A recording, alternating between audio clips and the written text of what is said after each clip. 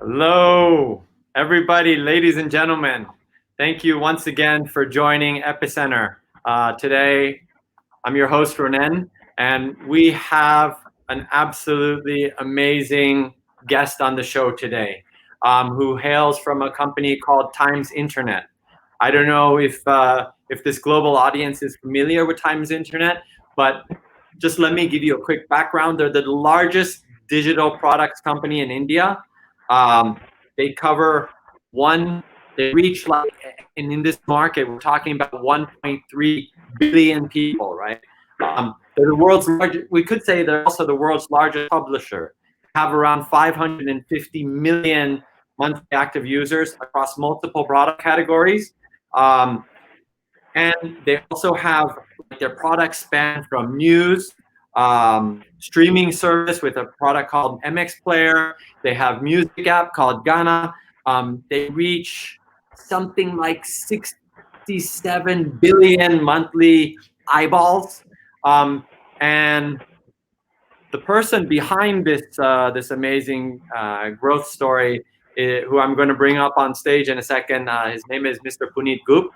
I am super excited to have him here. It's going to be super fabulous. Puneet has definitely been well known in the industry as one of the tech leaders. Before taking up the role of COO of Times Internet, he was a COO of New Business, where he led so many different products to across the board. And he has a deep understanding of digital audiences, new businesses. He's also a mentor. He's invested in startups. Puneet, Hi, Ronen. How are you how are doing? you? Great to be Good. in the epicenter. Oh, thank you so much. I'm so excited to have you on today. This is gonna be epic. So let's kick things off because we have a lot of ground to cover. And tell us, what's it like to be the COO of a company that reaches 8 out of 10 Indians in India and probably across the world too. Thanks for asking that question. And the angle for across the world, because while we are fairly large in India and the country knows us, there is significant diaspora audience that also comes to the roots every day to talk to us, right? So for the organization, it's a matter of pride. We have inherited a 180-year plus heritage from our parent called Bennett Coleman Company Limited. And we are very, very happy to have built it over that heritage and in the phase to create a future built on that heritage. Personally, for me, it's a matter of great responsibility. When 8 out of 10 Indians trust you with, uh, with their money in ET money, with their aspirations in Times Jobs and Magic Break, with their entertainment needs across gaming and Ghana and MX Player and TikTok and other products, it's it's very important for us to be cognizant about the faith that people are putting us in all of our leaders of Times Internet, right? So we need to work extra hard every day to make sure we're living up to the faith and confidence of these people who have who come to us every day. Thanks for that introduction. I'm sure you have a big responsibility on your shoulders. But Times Internet comes from a company, Times of India, which is a 180-year-old company.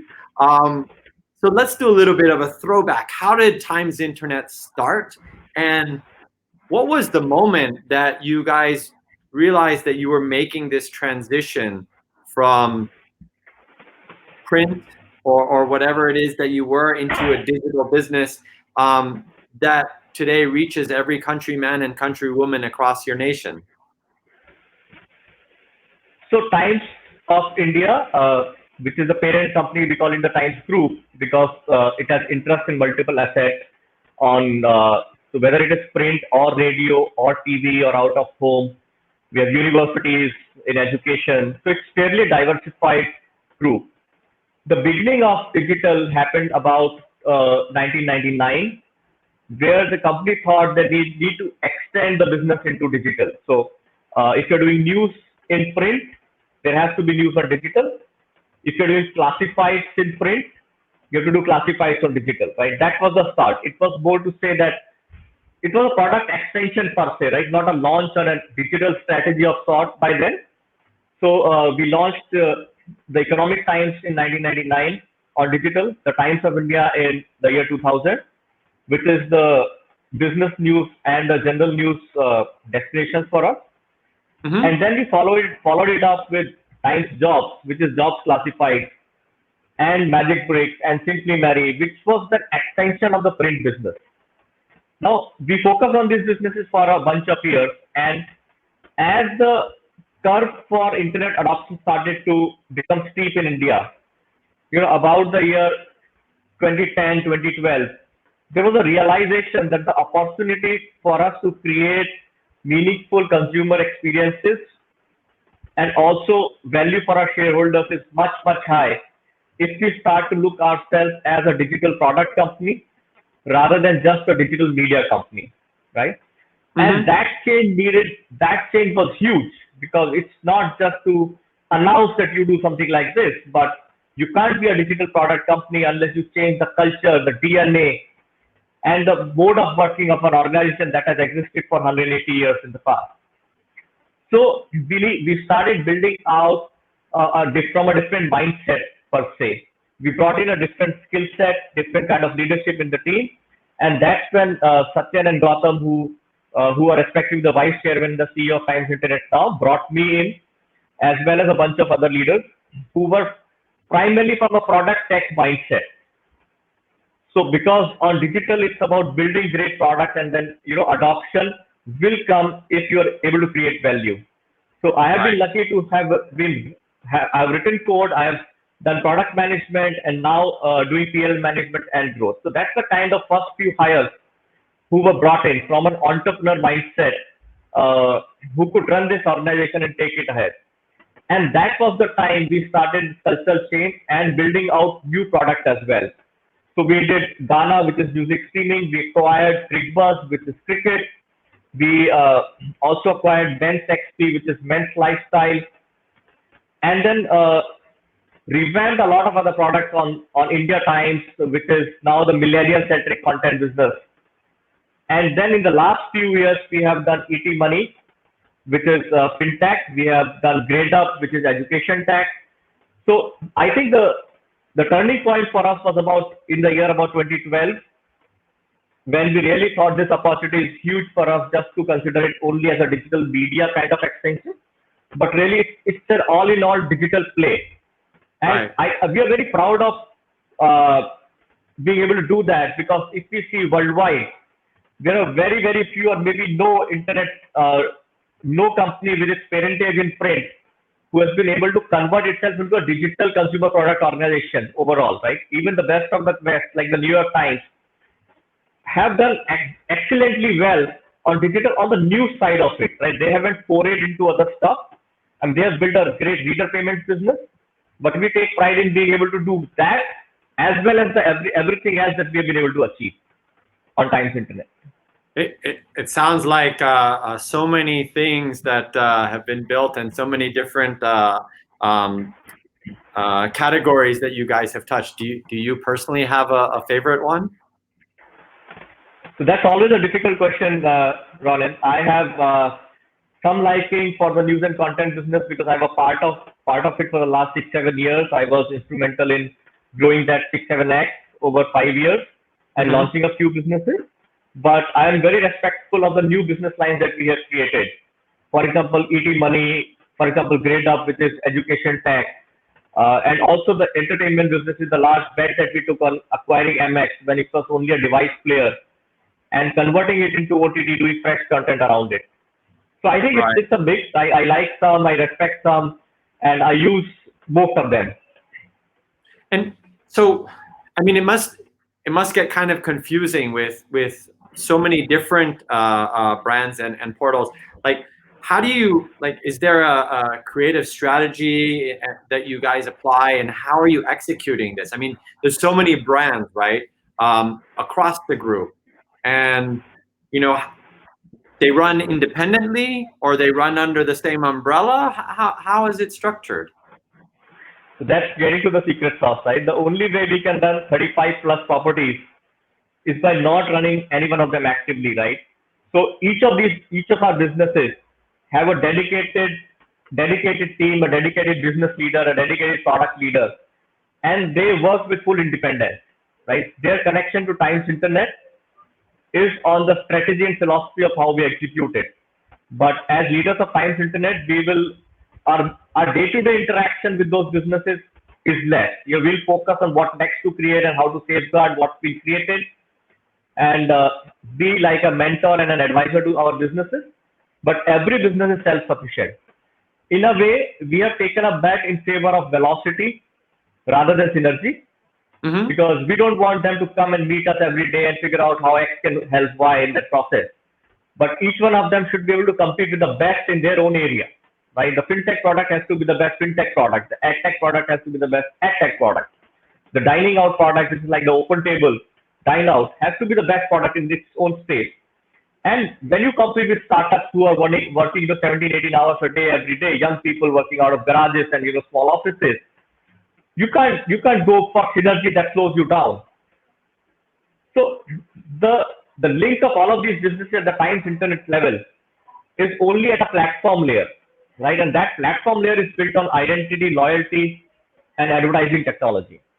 So that's where we understand if Ronen comes to Times of India to read news, and Ronen also goes to Management to buy his next bungalow, we can put together the data and understand Ronen as a consumer of the larger group, right? That's our expectation from every business. But beyond that, we want them to run independently, go fast, take their own risks, and create value for the consumers and also for the group. Right. So this is really interesting because it leads me to the next question that I want to ask, because you talk about data and streaming it all together, right? Obviously, in April, the world changed, for everyone, right? And people were staying at home, and I'm sure for you guys, just the amount of traffic that started to be generated onto all your properties started to increase drastically, and you had to have you had to be prepared for this type of growth, which obviously it's something you you can't really prepare for, right? And with this growth, like, how did you ensure that you were able to support this type of momentum that was being built across all your products, and that your stack was ready to bear the brunt of this heavy loading? So one of the things, one that we did when we did the cultural transition is also a technology transition, right? We told ourselves that we are not a media company who leverages technology. We told ourselves we are a technology company for whom media and content coming from the parent is an asset. So that was a mindset change that brought in the entire ecosystem change for us. So we take pride in kind of work that we do on the technology side. So we're always ready for any spurt, right? Because especially in businesses like news, a good event or a bad event, both of them can give you a huge traffic spurt, and your infrastructure has to be ready to support that. As Times Internet, people looked up to us for trust and accountability. And due to COVID, that fear, that anxiety, the desire to know what is the right thing and what's happening in the world brought more people to Times Internet and all of our properties, right? At the same time, the country went into a lockdown. So the means to engage, the means to recreate, the means to entertain, schools were off, colleges were not opening. So all of them started to come and become digital. Acceleration to digital happened multifold on a lot of categories like education tech, like OTT, like gaming. So some grew because of trust that we had been able to create the Times of India brand, but others grew because people were holed up in their houses and they had nothing else to do. So they started exploring, and thankfully we had a great value proposition for them. They came, they realized it's all good for them, and they stayed back. Right. And so with this growth that obviously unplanned for, comes a factor of cost that increase with that. But I'm sure that during this period, and I know that I've read over the past months that you've also managed to grow revenue during this period, and this is something that is a great achievement to be able to do this. But like, how did you guys? What was like? Is there any secret sauce that you guys applied to more eyeballs, more traffic, more monetization? And another question is that a lot of companies question about advertising during this type of pandemic, right? What are your thoughts on this as well? So, see, the revenue lines for publishers are built on two things, right? A, whether consumers pay you directly or the advertisers pay you for bringing consumers who can then, while they engage with content, they can also engage with brands. Now, on the first one, because of this advent of programmatic and how seamless and easily it can bring in revenues, a lot of large publishers have reduced their focus on direct sales teams. And we have thought opposite in that manner, right? We think the direct teams actually have direct relationships as well. And for us, what worked in this period of YTD, October, so to say, is that when everyone was rethinking how advertising has to be done, our teams were talking to them. Mm-hmm. Rather than just being a participant in an auction, we were sitting with our partners, thinking and debating and planning and strategizing how that needs to be done. That helped us a lot in terms of building our revenue line.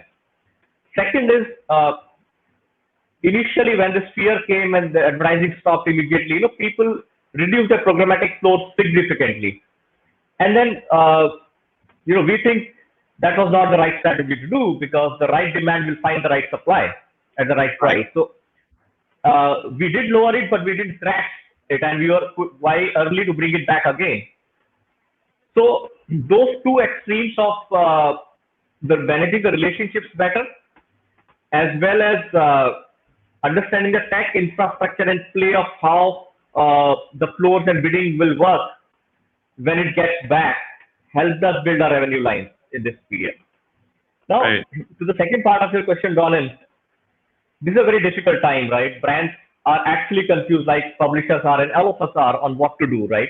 Should you go out, advertise? How can you be seen as conscious to what's happening outside, but still meet your long and short-term goals? So in my mind, I classify demand in the traditional economic sense of things, right? There is going to be consumer spending on necessities, on comforts, and on luxuries. You can't postpone your necessity, and you still have choice among your necessities, right? So brands will have to continue to talk to consumers in due periods as well. The necessities will be purchased, the spend will happen, the luxuries will be postponed, and the user will become more cautious in their comfort. So there is a cycle of spending that has to happen, but you have to really work through on how to work with each partner. For some, it's about showing their more conscious side, working with us and getting things built out for the future, right? Can we do content marketing for them? Can we help them take larger share of the consumer during this period so that when it rebounds, it works very well for them? So by virtue of working very closely with our partners, we were able to do a lot of this work. Right. This is amazing, and I definitely I echo your sentiment here that, of course, during a crisis, first you need to advertise, and during a crisis, those who don't advertise start to lose market share, right, and start to lose the trust. So it's very important that during that time there was advertising. We did see like a lot of uncertainty, but then as things progressed and companies and marketers started to understand that this was the situation that they had to face for the foreseeable future, that they needed to continue their share of voice and not lose the market share and brand equity that they worked so hard to build up over the years. So yeah, this is interesting. I want to talk about one more thing, because you guys are obviously a tech innovator. You're always on the cusp of building new things and building new products, and you've just recently came out with a digital publishing platform, right? How does this work? Like, who are you helping? I mean, this sounds very interesting. Tell us a little bit more about this. So we built a lot of tech in-house for our own needs on it. This is including the CMS, including AdTech, our own data management platforms, personalization algorithms, tools for our editors to ensure the content that's getting more traction. We can give them a support system to leverage that when they decide what content goes up, down, all of that, right? And we realized that while there are thousands of publishers in the country, most of them still see it as a media play and not a tech play, where digital is a tech play, so to say. And we wanted to make sure that there's an opportunity for them to leverage what we have done and build out a better business. So we combined all of these pieces of tech that we had individually built and independent components, so to say, into a publishing and monetizing platform called M360. In about 6 months of launch of M360, we have close to 100 publishers live on the platform. And these are small and medium publishers right now, contributing about 25 million users on the platform. But the good thing is the metrics that I'm seeing, right? About 68% reduction in page load time, about 1 to 5 days of onboarding period. In the best of the cases, we've onboarded within 24 hours a new publisher from their old platform. And also, eCPM increase has been between 30 to 150% based on what situation was there for the publisher earlier. So all in all, lower page load times, higher monetization, and a happy partner for us to work with, right? And the ecosystem evolves because ultimately this has to work for everyone. If the ecosystem doesn't evolve, then it won't work for us after a while. We also partnered recently with Google to bring Google demand to these publishers. So we have done an ad manager partnership on M360. So both our demand, our direct sales, our ad tech, and then Google's demand, all of them can now go to some of these partners and help them monetize better.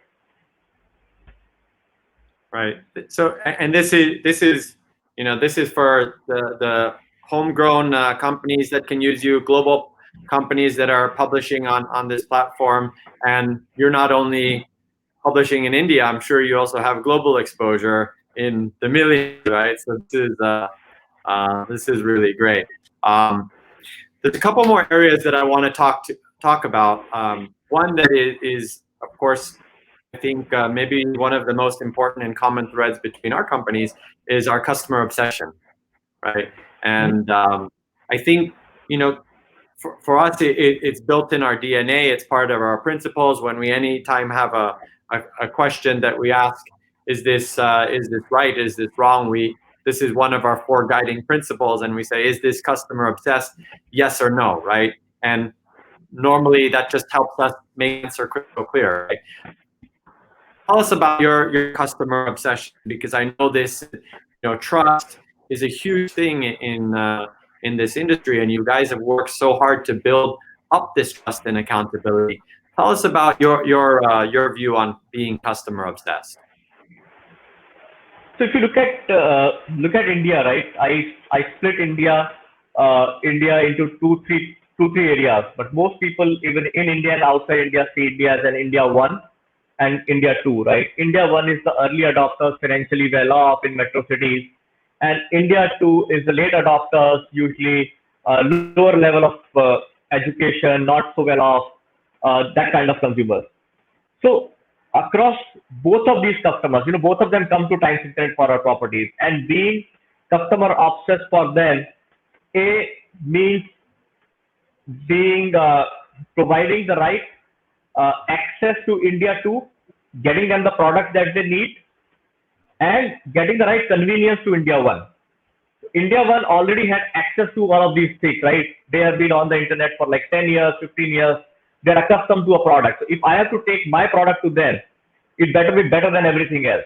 Not that that doesn't hold for India 2, but for India 2, we also go overboard to create the kind of content that they need and experiences that they need, right? So we do a business in about 8 Indian languages apart from English, and that covers nearly the length and breadth of the country, solving for them for content.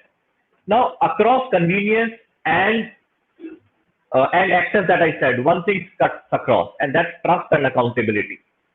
As India's largest media destination and holding the Times of India brand, we need to be making sure at all times either for India 1 or for India 2, whatever we do, we provide the right levels of trust and accountability for them. Our consumers trust us with their money. They come and deposit their hard-earned money uh, for investments in ET money. They trust us with their education with GradeUp. They trust us with their lifestyle and uh, other stuff in Mense and IndiaTimes.com.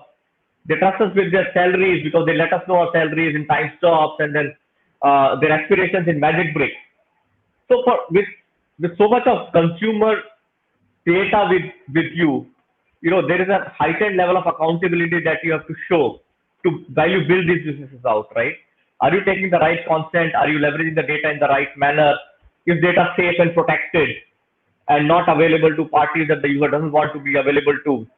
And then build out a business and consumer experiences over and above this.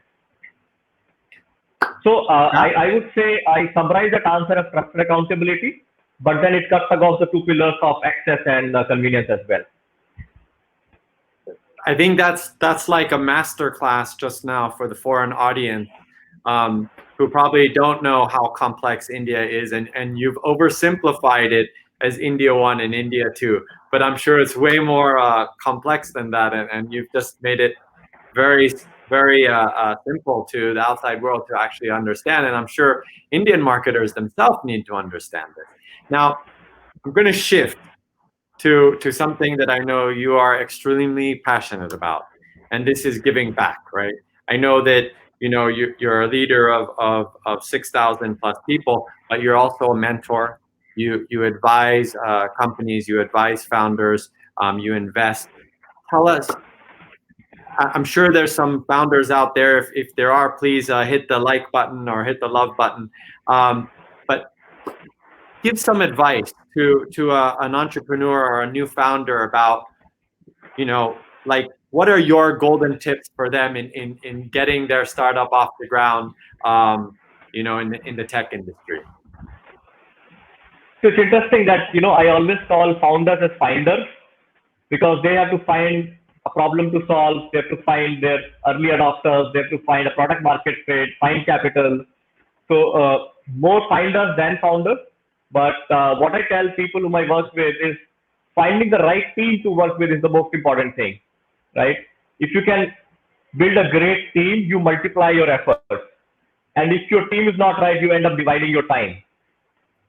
So that's a phenomenal thought process, And also at some point in time, find the founders have to let go because they want to hold so much of things to themselves, right? They are crazy and paranoid about what they are building. They're passionate, but how can you make sure your team is as passionate about it, right? And if you're not sleeping, they're not sleeping and getting things done and working to get the next release out, hustling to get the next product experience built out. And you can't do that unless you invest in building the right team. Take more time than you would, but get the right sets of people. People around the founders make or break an organization, right? And a startup more so. So for me, it is very, very important. Finders need to find the right talent first to work with, and then everything else follows. This is and I'm sure we could probably dedicate another hour to just talking about startups and mentorship and this and I think this is something that I myself am also very passionate about. I'm an active mentor, but maybe I'm going to call on you to be my mentor one day. But I would love to learn from you, Ronen. I think it's mutual.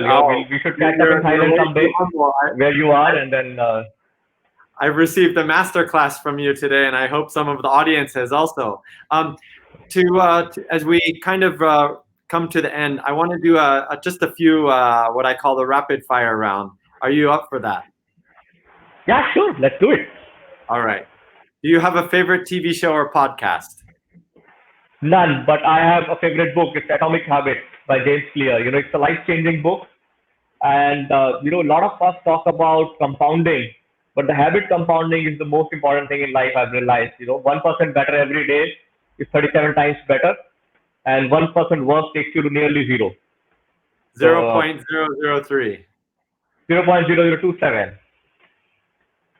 Well, I rounded up, but I guess even in this age, we can't take a round up or round down for granted. Do you have a favorite Yeah. internet website or app that you like to use? I use Ghana music streaming. It's both interesting. It's a product that I understand, and also it's stress relieving. I love to go back to the 90s songs, listen to the slower, softer songs, and that kind of re-energizes me. Great. And what would you say has been the best tech innovation in the past 10 years? I think there have been many. People like Elon Musk are at the forefront of doing a lot of phenomenal work. Cutting across transportation to outer space, whether it's SpaceX, transportation on the ground and underground, which is your Hyperloop, and transportation on the ground, which is Tesla. It's phenomenal. The kind of ambition that he has, and the kind of delivery he can do. There's a lot of other scientific work that's happening. That's game changing. Especially a lot of my background, because I did chemical engineering in college, and then I'm doing something else now.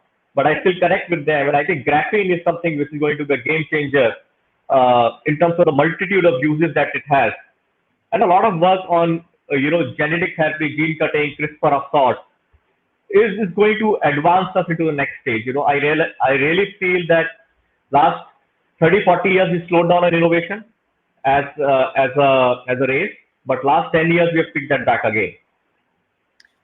It's amazing, and I also love the Elon Musk, dream big and then see how you can dream bigger. And to end this, I have one last question for you. Who's going to win the IPL? My bet is on Chennai Super Kings because I have a lot of respect for Mahendra Singh Dhoni, who is the captain. A lot of personal traits. I look up to him for my own leadership style, backing your team, not getting dejected by failure, continuously innovating, and a lot of respect. And that kind of pulls me towards Chennai Super Kings. The consistency of that team is also good. So I'm hopeful that they'll do a great job this IPL as well. Amazing. Good luck to your team, and good luck to you. Thank you so much for being on the Epicenter today. I'm so humbled to have you here. It's just been amazing, and I'm going to have to rewatch this myself just to really absorb all this nuggets of gold that you've shared on this today. So thank you so much, Puneet. Thanks a lot, Ronen. Thanks for having me here. It's a privilege talking to you on this platform. Thank you.